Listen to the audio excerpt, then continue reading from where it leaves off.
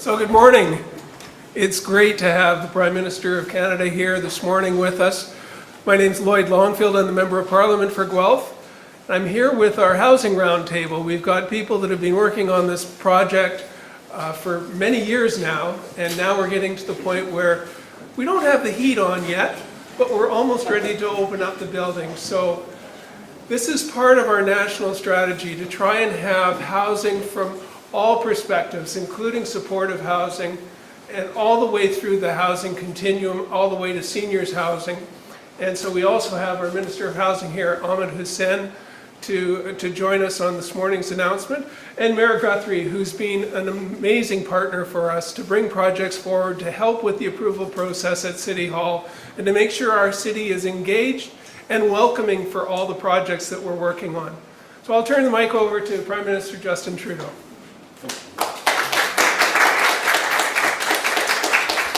Bonjour tout le monde. Thank you, Lloyd. It's always great to be back in Guelph. I'm happy to be here in Lloyd today with you, with Minister Hussein, and with Mayor Guthrie to talk about housing. Everyone in Canada deserves a safe and affordable place to call home. When people have access to the housing they need, our economy and our communities are healthier and stronger. And this is why our work to make housing more affordable and accessible is so essential. It's essential for people like Jatinder, who sent me a letter recently. He's looking for a home in BC, and his financial situation is tough these days. All he can find are unfinished basement suites for more than $2,000 a month. It's essential for families and seniors who struggle to pay their bills and for whom housing is a big part of their budget. It's essential for hardworking young people who are told that if only they ate fewer avocado toasts, they could afford to become new homeowners. Well, when it takes a family in Toronto 311 months to save for a down payment, and a family in Vancouver 342 months, that price tag for a house is just too high. We can all agree that the status quo is not working. Si on veut rendre le logement plus abordable, il faut en bâtir plus et plus rapidement. C'est un défi complexe et les politiciens qui disent que la solution est simple sont irresponsables. This is not an issue one order of government can solve on its own. We need all three, municipal, provincial, and federal governments pulling together with the private and non-profit sectors using all the tools we have. Our government is here to help.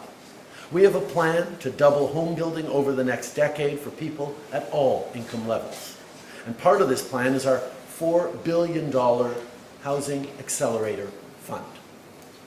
Right now, in our biggest cities, in many neighborhoods, it's very hard to build new homes. And it's especially hard to build affordable housing. Whether it's exclusionary zoning, slow permitting processes, or underdeveloped land, the policies in place in many cities are just not producing the housing we need. That needs to change, and that's where the Housing Accelerator Fund comes in. Today I want to share details of how this fund will help.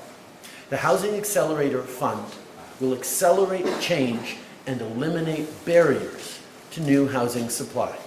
The federal government will directly fund municipalities that submit action plans for funding. The boldest plans, resulting in the most housing units, especially affordable units, will be rewarded. This fund will adapt to local housing needs. It'll be a flexible tool designed to help cities and communities unlock major new supplies of housing. For example, municipal action plans could include initiatives like updating permitting systems, tackling NIMBYism by introducing zoning reforms, or incentivizing transit-oriented development. We're funding these action plans to encourage municipalities to think bigger and bolder, to accelerate project approval timelines, to increase densification, to free up underused land, and to reduce construction costs. Put it simply, to build more faster. This is not a fund for luxury units or small changes already on the horizon. This is about transformational change. It's about addressing the housing challenges head-on. Le Fonds pour accélérer la construction de logements va permettre d'accélérer les changements et d'éliminer ce qui empêche d'augmenter l'offre de logements. Le gouvernement fédéral va verser des fonds directement aux municipalités qui vont soumettre un plan d'action pour obtenir du financement. Les plans les plus audacieux, qui mènent à la création du plus grand nombre de logements, particulièrement des logements abordables, vont recevoir du financement. Par exemple, les plans d'action des villes pourraient proposer des initiatives pour moderniser leur système d'octroi de permis, pour mettre en œuvre des réformes du zonage ou pour encourager le développement axé sur le transport en commun. Every municipality and community, no matter its size, is encouraged to apply, including Indigenous jurisdictions. Funding will be allocated based on the quality of municipal action plans. Just like with our bilateral deals on healthcare and childcare, our government will be focused on delivering results. Together, we will make a difference for Canadians. So today, my message to cities, towns, and Indigenous jurisdictions is this. We want to start receiving your action plans in June. So start working them as quickly as you can. Dig out those creative, bold ideas that's going to bring you to the next level on creating more housing quickly, whether it's zoning, whether it's densification, whether it's accelerating permitting or new systems to put in place. We need to keep building across this country. Aujourd'hui, mon message aux municipalités et aux territoires autochtones est le suivant. On veut recevoir vos plans d'action à partir du mois de juin. Alors commencez à les préparer dès maintenant. With the Housing Accelerator Fund, our goal is to fast-track the creation of 100,000 new homes and units across Canada. It's part of our plan to double the construction of homes within the next decade, and the only way we can do this is working together. Addressing housing challenges is complex. No matter what Mr. Poilievre, the Conservative leader, is trying to sell you, there is no one simple solution. Picking fights and attacking mayors won't work. It's not a responsible solution. The federal government needs to work with mayors if we want to build more housing together, not against them, like Mr. Poilievre is suggesting. He has no responsible plan for the economy, and he certainly has no plan to invest in housing to make life more affordable for people. His only plan seems to be to make cuts to services and investments that will get housing built. That's not responsible leadership. What we need are responsible, multifaceted solutions. That's why our government has laid out a plan. First, to build more homes and increase supply with programs like the Housing Accelerator Fund. Second, to help people save for a down payment for their first home. And third, to fight speculation. Notre priorité, c'est de livrer les résultats. Par exemple, avec des programmes comme l'initiative pour la création rapide de logements, on est en voie de créer plus de 14 500 logements abordables neufs pour les gens vulnérables qui en ont besoin à travers le pays. I'm here today at Grace Gardens in Guelph, which was funded by the Rapid Housing Initiative. This building used to be a motel, and it's now being converted into apartments for people who are experiencing homelessness. The 32 units should be completed in 2 months. So I want to give a huge shout out to everyone who's been involved in this. Lloyd has always been there for the people of Guelph, fighting for them, standing up for progressive values in a way that's really made a huge difference. Mayor Cam Guthrie, Cam, your leadership, your commitment to housing, your commitment to building a stronger, more resilient community that has room for everyone to succeed, everyone to get what they need, has really been exceptional. It's been wonderful to watch everything that you've been doing here, and we're just so excited that we're going to be able to continue being here as an active partner in all the success you're building for people here in Guelph. I want to thank Minister Justin, who's been on the forefront of fighting and building programs and solutions to make people able to access the homes that they need right across the country. I want to shout out the people at Stepping Stone, who've been so instrumental in building the stronger communities and being there to support incredibly vulnerable people. I want to thank the construction workers here today as well. You guys are working hard to make sure that people get safe roofs over their heads to call home, and it's a huge part of building stronger communities and stronger economy that works for everyone. I really want to thank everyone involved in this important project, because every Canadian deserves a real and fair chance at success, and housing is at the heart of that promise. If we want our economy and our communities to thrive, cities should be able to attract and keep talent. Workers shouldn't have to commute long hours every day. Rent shouldn't eat up most of your paycheck. Vulnerable people shouldn't have to sleep in tents or in their cars. Making sure all Canadians have access to a safe and affordable place to call home will make everyone's lives better. Depuis 2015, on a fait beaucoup de progrès. On a aidé à construire, réparer et rénover des logements à travers le pays. On a aussi investi dans les refuges et les maisons de transition. We've made a lot of progress over the past years, but we know there's a lot more to get done. We must continue to do this work together as partners to build a country and an economy that works for all Canadians. With that, I'm very happy to pass it over to my friend, Minister Justin.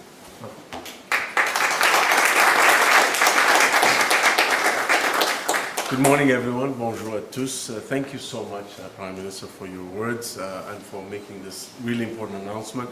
It's also great to be here in Guelph again with Mayor Guthrie and my good friend and hardworking Member of Parliament, Lloyd Longfield. Our government, indeed, Prime Minister, is committed to making sure that each and every Canadian has access to a safe and affordable place to call home that meets their particular housing needs. And I know that everyone joining here today shares this important goal. For decades, Canada's cities have been growing faster than their housing supply, creating a strong and growing demand for housing of all types. Simply put, we need more homes and we need them fast. That is why our government is taking bold action to address this challenge. Pour y parvenir, la collaboration est essentielle.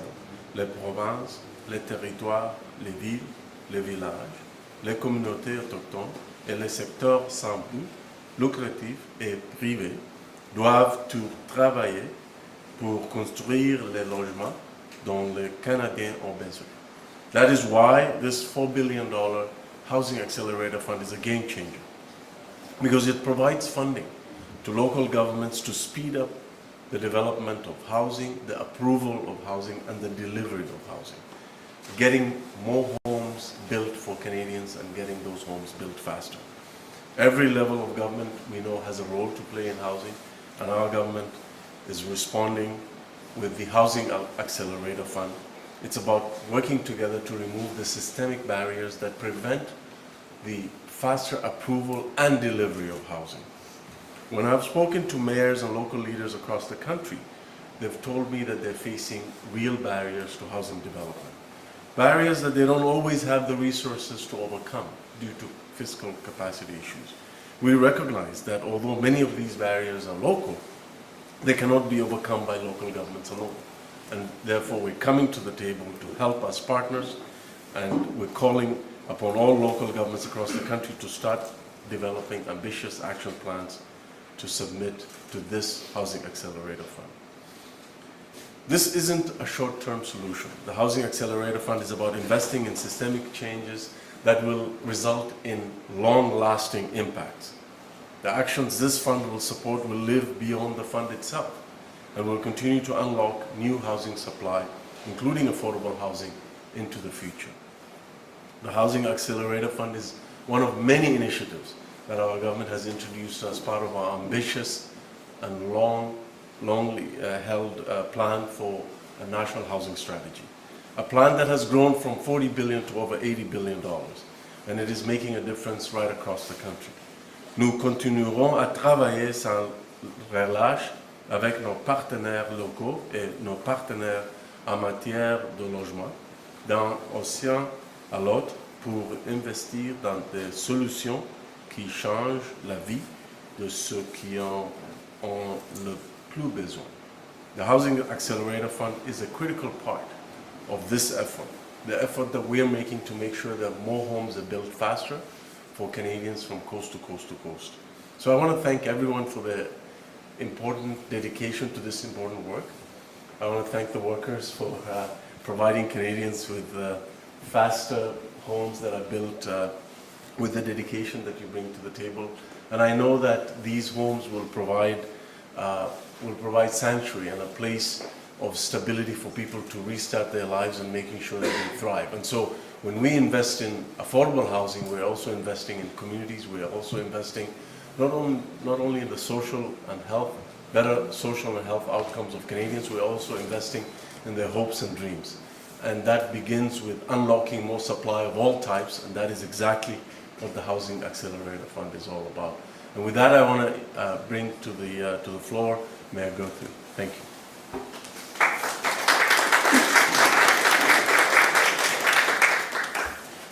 Well, thank you so much for being here, everyone, today, and especially to you, Prime Minister. You know, one of the things that municipalities have been saying over and over again is we're looking for partners, because it is, as the Prime Minister said, a complex issue. And here we are today with this announcement, with the Minister as well. We have a true partner at the table. And that partnership has been key, not just today, but actually leading up to today. Over many years, your government has been a partner for municipalities. And I really want to thank you so much for choosing Guelph to make this wonderful, wonderful announcement. And it's already been mentioned, we're standing in Grace Gardens here, 32 permanent supportive housing units. Again, another partnership with the federal government that is bringing this project to life. And our city cannot be more thankful. Thank you so much. To address this crisis, and it is a crisis, as I said, we need those partnerships. And I can tell you right now that with this fund, it is going to help not only cities like Guelph, but cities across our country. $4 billion is a wonderful, I'm going to call it a first tranche of money that we should have for building the housing that is needed. And it is all housing types, but especially for affordable housing as well. This is going to be a game changer. Our city just had to pledge with the provincial government to build 18,000 homes by 2031. And we have a commitment to trying to do our very best to make as many of those as possible affordable for people to be able to call a home for them. Now you may think that this program that's being run by the government, by the federal government out to municipalities may look like it's process driven, and we need that in municipalities. We need the system changes that this fund is going to provide for us. But the way I look at it is actually at the very, very end. And it's when a person or a family or someone who's homeless now has a roof over their head. And that's the outcome of such a program like what's being announced here today. And that's what we should all try to keep our minds on. The smiles of those families, the smiles of the refugee family that comes here and is looking for a safe and affordable place to live. This is exactly what this fund is going to help us with.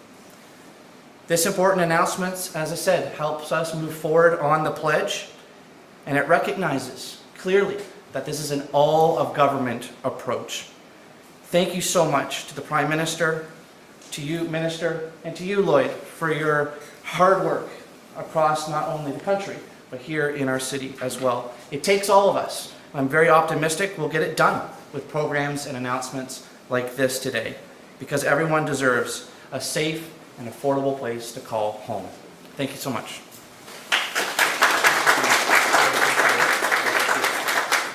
We will now start with the question and answer period. Nous allons maintenant commencer avec la période des questions. I'll turn it over to the first question. One question, one follow-up. Good morning, Prime Minister. Simon Dingley from CBC. Welcome back to Southern Ontario, sir. Glad to be back. You chose a family friend for the special rapporteur job. Are you not concerned about allegations of bias? And given the reaction to Mr. Johnston's selection, is a public inquiry not inevitable? I think, first of all, David Johnston has served this country in many, many different ways through a long and unimpeachable career. He served as our Governor General. He has served in many capacities, and the integrity and the character that he has demonstrated every step of the way is absolutely unimpeachable. When we are looking to someone who will always put the country first and put the interests of Canadians at the core of everything he does, there is no better name than David Johnston, which makes it so astonishing but also so clarifying to see the Conservative Party simply not interested in actually getting answers, in actually reassuring Canadians about our democracy, and actually finding out the truth of what's going on from experts. They are engaging in horrific, partisan attacks against a man of extraordinary integrity. And if everyone needed a really clear indication that partisanship is more important to Conservatives than actual facts and reality, their completely unfounded attacks on David Johnston are exactly that. Puis-je voir le même commentaire en français pour Radio-Canada aussi, s'il vous plaît? David Johnston est un homme qui a servi ce pays de façon extraordinaire toute sa vie.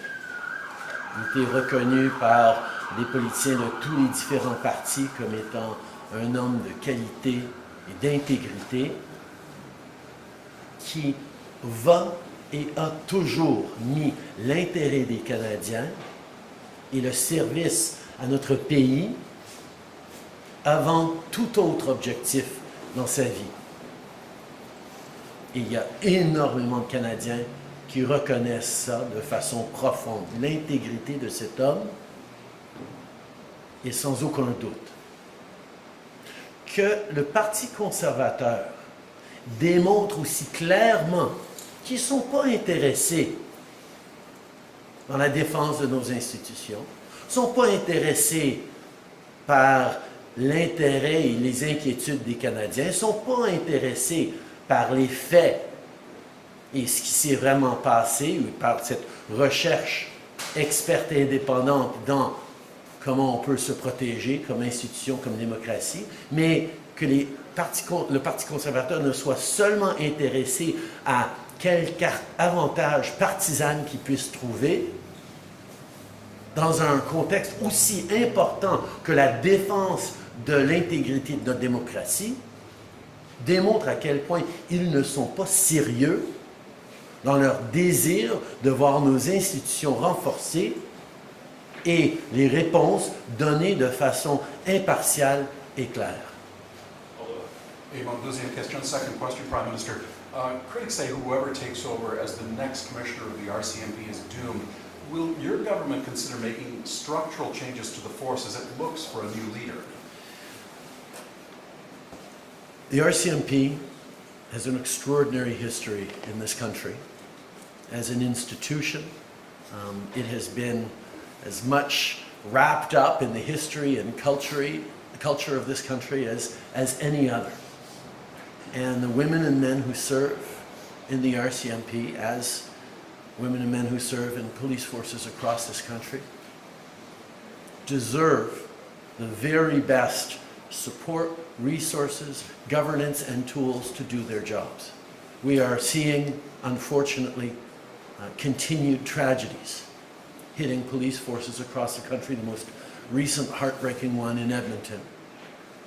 We know we need to have police services with all the right structures and supports to keep the women and men who protect Canadians safe themselves when they do their work. And we also know that from the Emergencies Act Commission report to the upcoming Mass Casualty Commission report in Nova Scotia, there are lots of experts leaning in and reflecting on the best way to ensure that Canadians are kept safe with the best possible policing right across the country. And as we move forward with the search for a permanent new commissioner for the RCMP, with an excellent interim commissioner that we've just announced today, I can assure you that we are very much looking at how to ensure that the RCMP can continue to offer the very best service to Canadians from coast to coast to coast. La même question en français, s'il vous plaît.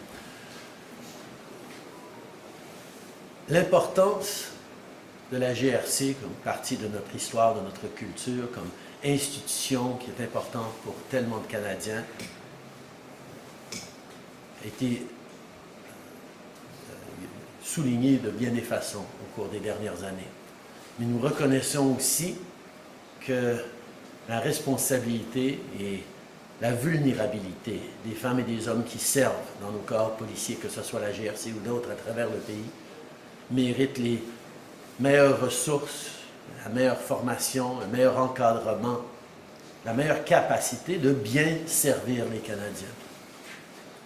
On reconnaît qu'il y a beaucoup trop de tragédies récemment, d'actes horribles. On en a vu juste hier à Edmonton.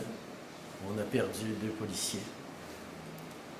Nous devons de nous assurer qu'on est en train de faire tout ce qui est nécessaire pour protéger pas seulement nos policiers, mais nos institutions.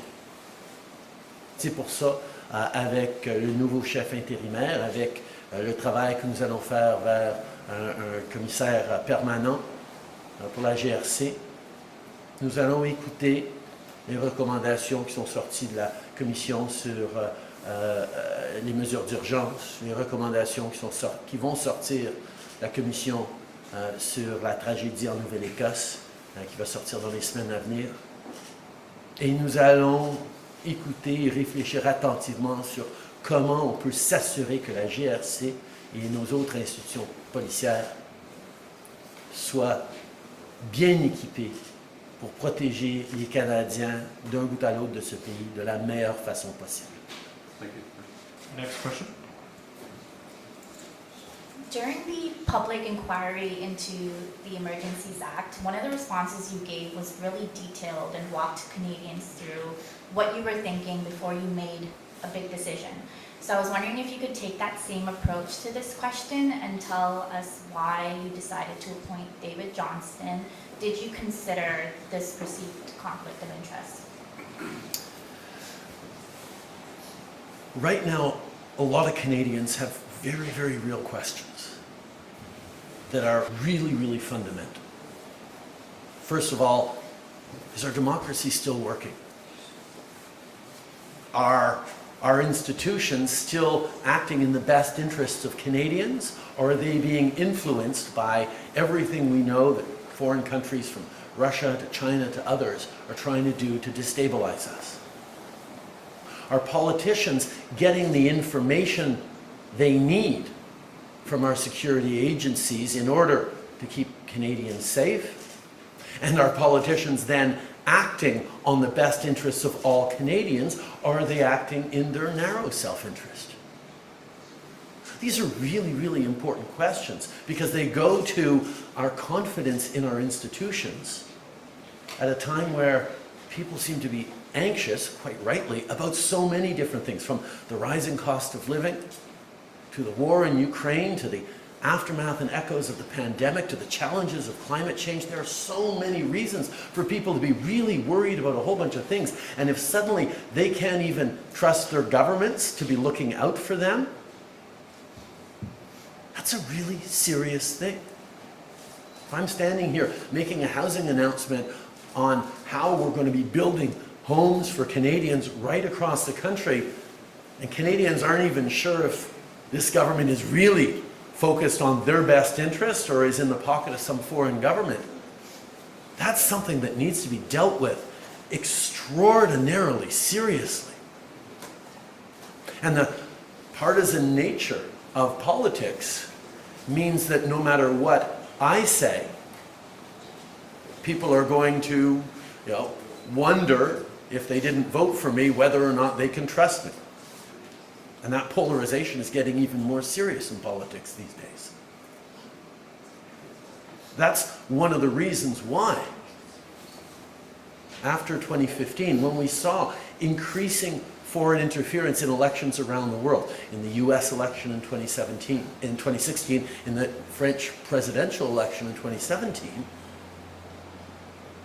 we saw foreign interference taking up bigger and bigger space. So in 2018, when we hosted the G7 in Charlevoix. We created a G7 rapid response mechanisms to counter threats to democracy. And a year after that, we created a panel of independent top public servants informed by all of our intelligence community experts and reports to be able to reassure in real time Canadians if there was foreign interference going on during an election that was in danger of impacting that election one way or another. And in 2019 and in 2021, that panel did its work, and the work of that panel was analyzed afterwards in independent reports, and the conclusion is absolutely clear.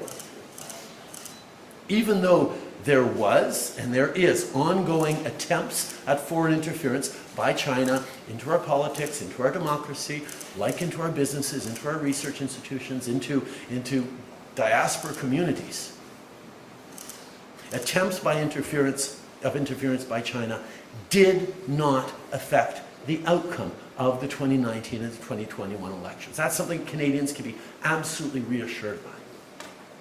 But Canadians want to know even further, okay, are we doing everything necessary? And are there processes to hold people to account if things aren't being done necessary, if partisan decisions are slipping into that? That's why, in order to reassure Canadians, knowing that any elected politician from one party or another is not going to be able to speak in a way that has full reassurance for all Canadians, and everyone, regardless of who they vote for, deserves to have faith in the system within which they're voting. The decision to take someone of unimpeachable integrity to step back, to look at the entire landscape around national security, to have the security clearances able to dig deep into everything our spies and intelligence experts and analysts are saying,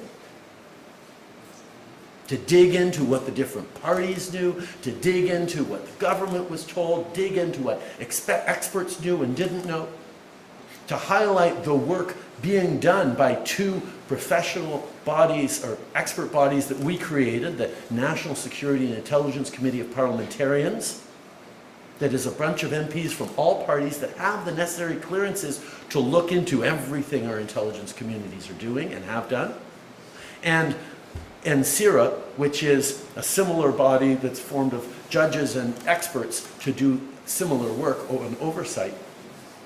All those things together actually make up a very robust array of mechanisms that this government and this country has to protect our institutions. And finding the right person of unimpeachable integrity, completely committed and devoted to Canada, to be able to look at that, to ask all the questions of everyone involved necessary, and come out and say, yes, the elections and the integrity held, but these are the things that could and should be improved. And this is the process going forward, and this is why Canadians can be comforted that things are being done right. Or conversely say, no, there's a real problem, the whole system is broken, we need to fix it. You know, this is someone who's going to be able to say these things that won't and shouldn't be interpreted in a partisan way, because this is a serious issue that will impact whichever party is in power for many, many years to come. And making sure we're addressing this with deep seriousness and not partisanship is exactly why turning to an extraordinary, responsible individual who is nonpartisan, who can say these are the processes that is necessary, whether it's a public inquiry, whether it's a judicial review, whether it's just more empowering of the institutions that are there, whatever it is, coming from that person with the authority to do that and the ability to reassure Canadians, that's how you deal with a complex, difficult issue like this seriously. So my desire to step aside from the partisanship of this, the partisan advantage and sniping that unfortunately characterizes so much of our politics these days, where no matter how good an idea is, if it's brought forward by a political opponent, it must be wrong, is really harmful. Communities don't work that way. Canadians don't think that way. But in politics, it's gotten so polarized and toxic that we've had to take a step back and find someone who is the right person to say, okay, let's focus on the interests of Canada, of our institutions, of our country, and of Canadians. And let's look at everything that's gone on. Let's restore people's confidence above partisanship. And let's make sure we've got the best possible system moving forward. And that's why it's just so difficult to see that the official opposition in this country has chosen a very different tack, to decide to go full partisan on an issue that, quite frankly, needs to be taken with a level of seriousness and respect that Canadians deserve. Pierre Poilievre wasn't just a minister in the previous government. He was Minister of Democratic Institutions. He was in charge of the integrity of our elections. He was in charge at the time of making sure that China or others weren't influencing our elections. He understands how important this is, or he should. So I am really hoping that the nomination of Mr. Johnston is going to be able to bring down the temperature on this issue and demonstrate, as David has done throughout his entire life, the level of seriousness and expertise and responsibility applied to a very, very important issue is the right path for Canadians and for our country. Follow-up?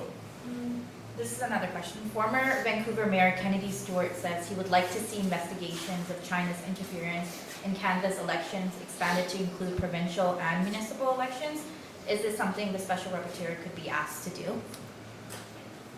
As we said many times, we are seeing the threats of interference by foreign countries in all spheres of Canadian life, in our politics, in our elections, but also in businesses, at all orders of government, in our research institutions, within communities, particularly diaspora communities.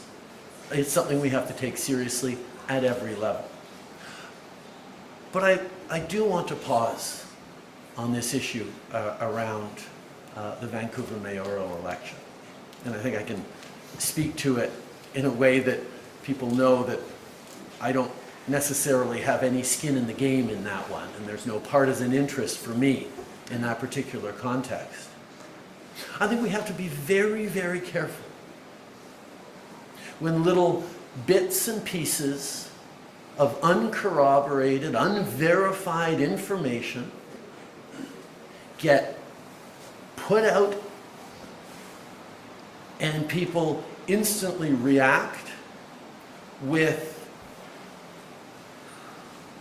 perspectives and reactions that can undermine the ability of the duly elected mayor of Vancouver to do his job, can undermine people in Vancouver's faith in the integrity of their elections, of their processes, and of the person who is serving them at the highest level. The impact on individuals who choose to step forward and serve their communities, like Ken Sims, being attacked by allegations that are incomplete and leaked that he can't even really respond to, is sort of an underscoring of the delicacy of these issues and of how they need to be treated with real seriousness. Yes, allegations that a foreign country is interfering in elections at any level need to be taken seriously. But if people jump to conclusions and start throwing around allegations, are not only harmful to an individual, it's also harming the very institutions, the integrity of our institutions and our democracies that we're trying to protect. If China and Russia and others are trying to destabilize our democracies, it's not even what they might do to impact the outcome of the elections that is the best way for them to destabilize our democracies.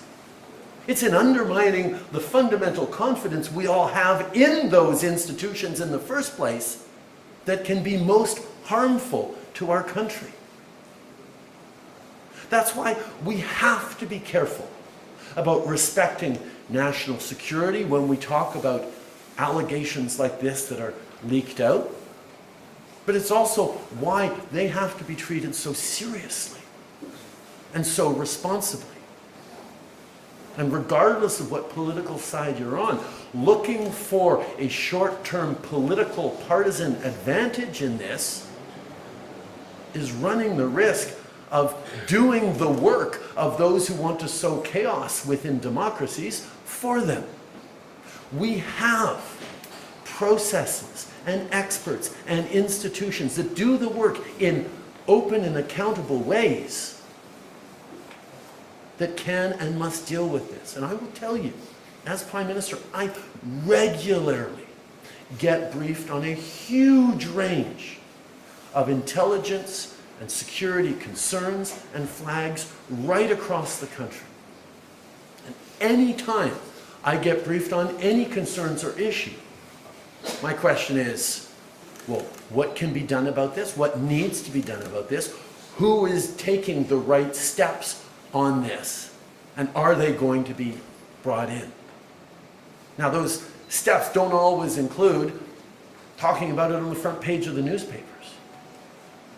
But there are steps and processes in place that do get taken throughout our institutions when there are concerns around integrity or interference. But impugning the reputation of the Mayor of Vancouver, impugning the integrity of our institutions, that's a very dangerous path to go on at a time where democracies are precarious as it is around the world. En français, s'il vous plaît, sur la situation dans Vancouver. OK. Ramener un petit peu. Je pense que la situation à Vancouver, qu'on voit avec le maire Sims, souligne à quel point il faut être très attentionné sur comment on va parler de ces allégations. Il y a des informations non vérifiées, avec des sources incertaines, qui supposent que peut-être il y aurait quelque chose ici ou là. Et les Canadiens commencent à peut-être avoir des inquiétudes par rapport à l'intégrité de leur maire actuel à Vancouver ou de l'intégrité de leurs institutions. Et on voit à quel point, quand on parle d'enjeux de sécurité nationale, des enjeux délicats à ce niveau-là, on doit les traiter de façon sérieuse. On doit les regarder de façon responsable. Et on ne peut pas tout simplement sauter à des conclusions parce qu'il y aurait peut-être des allégations qui seraient venues de quelque part, qui diraient que peut-être ci, peut-être ça. L'impact que ça peut avoir sur nos institutions démocratiques est possiblement plus grande que la déstabilisation ou l'influence directe de la Chine dans nos démocraties. Si on arrive à un endroit où les Canadiens n'ont plus confiance dans leurs institutions, on a encore plus de déstabilisation ou de problèmes dans notre démocratie.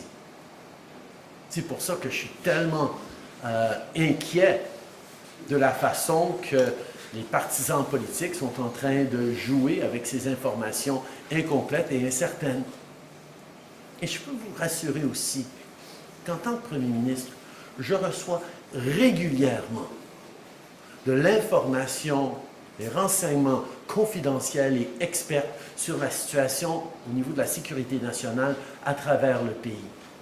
Et chaque fois qu'on me présente des allégations, des inquiétudes par rapport à un individu ou par rapport à une institution, j'ai toujours la même question. Qu'est-ce qu'on peut faire? Qu'est-ce qu'on devrait faire pour assurer l'intégrité, la protection de cet individu ou de l'institution dans laquelle il sert? Quelles sont les actions concrètes qui devraient être prises et qui peuvent être prises? Et ensuite, je m'assure que c'est fait. On a un système qui prend ces menaces-là et ces préoccupations-là au sérieux, et avec des experts qui se penchent sur ce système de façon constante pour s'assurer qu'on est en train de bien se protéger, les Canadiens peuvent et doivent avoir confiance dans nos institutions. Mais le bruit partisan qu'on est en train d'entendre maintenant vient miner la crédibilité de nos institutions et fait le travail de la Chine et de la Russie, d'une certaine façon, mieux qu'eux, ils auraient bien pu voulu le faire eux-mêmes. Hi there, Prime Minister. Mark Perry from GuelphToday.com, Village Media. Last fall, the provincial government, of course, put in that letter wanting to get 1.5 million homes built by 2031. We heard from Mayor Guthrie earlier on today about how it kind of breaks down to the 18,000 here at the local level. Do you believe with something today that goal is attainable with those numbers? Yes, I very much believe that goal is attainable. And our announcement today is about building new homes faster, especially affordable homes. If you take a step back for a second, you might think, oh, you want to build new homes in this country? Well, simple, the federal government should just send $4 billion worth of 2x4s and screws so that these guys can get to work and build enough houses.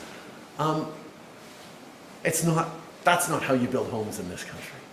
As Cam said, what we're doing is actually giving municipalities the tools to be able to look at exactly what's needed to build more affordable homes here in Guelph and right across the country. Is it overcoming certain zoning restrictions and saying, okay, suddenly every lot can have 3 units on it, bam. Or anything within a 5-minute walk of a metro station or a subway station, you can build something up to 6 stories high. Or maybe it's on the other side of, well, the permitting process needs to be done instead of sequentially, needs to be done simultaneously on all these different levels. But that's going to take the municipality hiring a few more people to be able to do that. Maybe it's an issue around encouraging nonprofits and organizations like Stepping Stone to have more access to better planning, to be able to have more resources, to put in more money for grants that will accelerate those sorts of things. Process is one of the big challenges on how to get things built. And it's not sexy. It's actually easier for someone like Polyev to say, we're just going to get rid of process. We'll get rid of the gatekeepers, and then people will be building homes all over the place. But that's not how the world works, and I think people know that. If you want to seriously increase housing supply and ensure that it's affordable, you've got to do everything at the same time. And a big part of it is trusting the experts in the municipalities who are there hearing from residents and community organizations saying, we need more homes, and figuring out how and where to build them.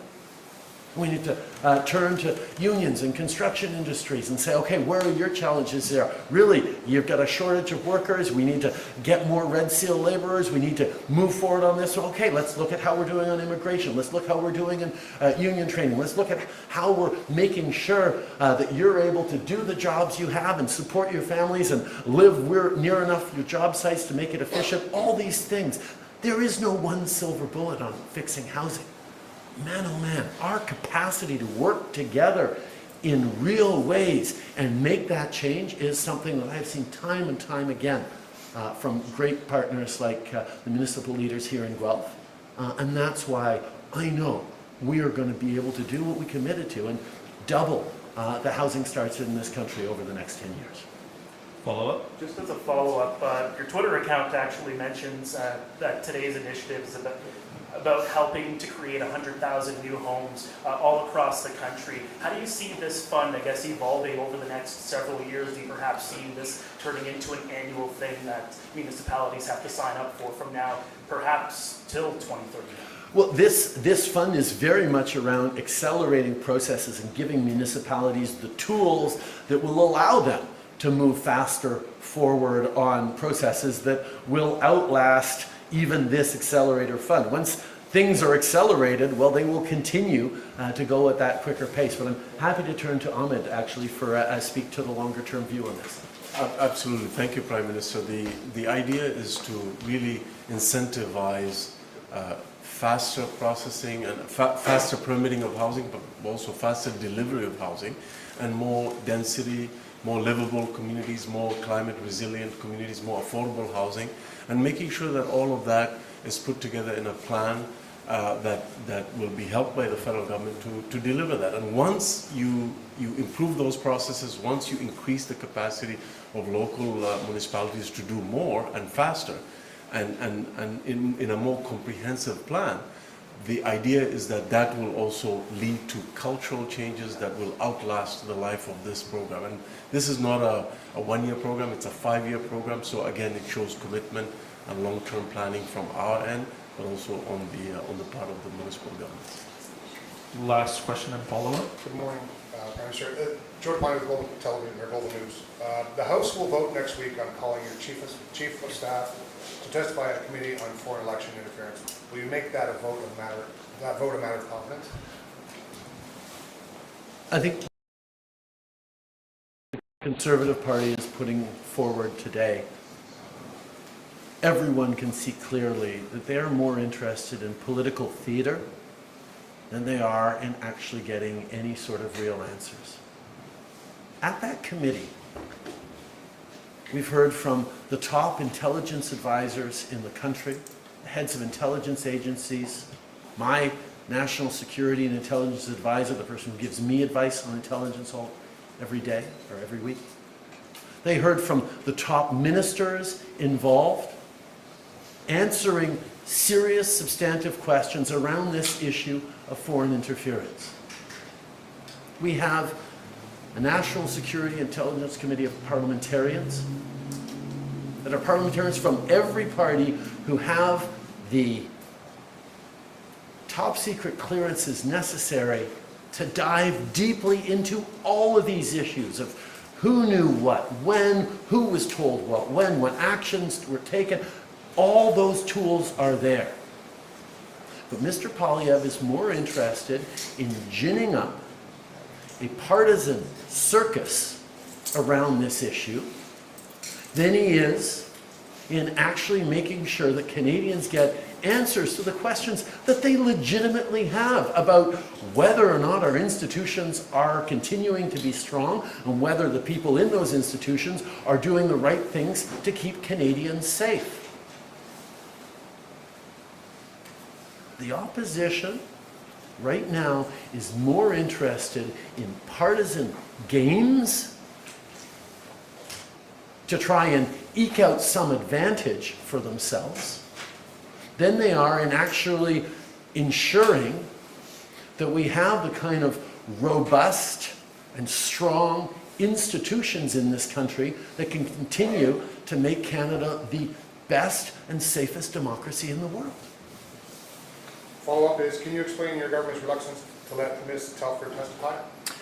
Again, the committee has heard from all the relevant top experts, and the desire to increase the political toxicity at this committee and play partisan games is now on display for everyone to see. No one can look at the motion that the Conservatives are putting forward and conclude that they're actually interested in finding real answers around election interference in this country. They're interested in causing as much chaos and partisan toxicity as they possibly can around an issue that Canadians are rightly concerned about. People have every reason to say, wow, China is trying to interfere in our elections. What are we doing about it? Is everyone taking it seriously enough? Is the government acting responsibly, or is it thinking about its own self-interest? Is it there to protect Canadians? Those are very, very real questions that need to be answered. But you don't answer those questions in a partisan circus. The fact is, this approach by Conservatives shows that they are more interested in breaking down and undermining people's faith in democracy and interested in advancing their own hopes to replace this government than they are in actually serving Canadians who should be able to have confidence that whoever gets elected, it was the choice of Canadians. He's hoping that if he attacks our institutions with a flamethrower, maybe he's going to be able to win. Well, that sounds like a really great way of making sure that all Canadians lose. We need to stand up for our institutions. We need to reassure Canadians that everything has been done and will be done to make sure that they are focused on serving Canadians and keeping people safe. You don't do that by ramping up the toxicity and partisanship to the point where it doesn't matter what the substance is, it just matters what side you're on. We've seen places in the world where that has gotten things so deeply broken and off track that I know there are no Canadians who want that for our country. We need to be able to deal with serious issues responsibly and seriously, because that's what Canadians deserve. And as a government and as parliamentarians, we will always endeavor to do just that. Merci tout le monde.